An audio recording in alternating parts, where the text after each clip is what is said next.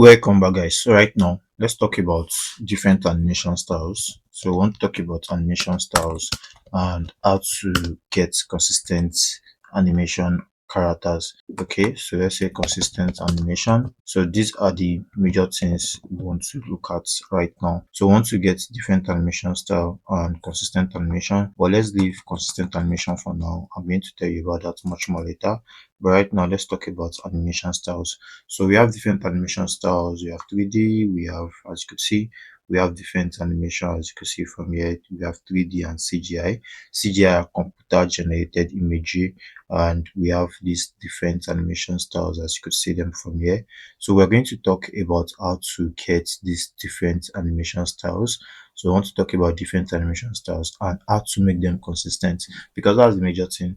You creating a storyline, you need a consistent character, and in this course we are going to talk about how to get consistent character. There are different ways you can get consistent character. You can get them through reference images. This is not the perfect method, but the perfect method I use is you using character blocks, yes, that describes our DNA, or you use something like a DNA style.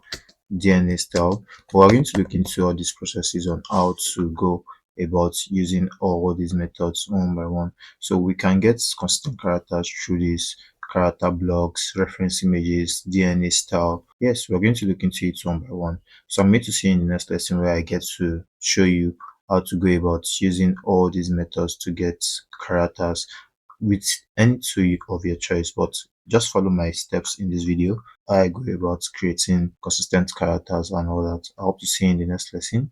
See you there.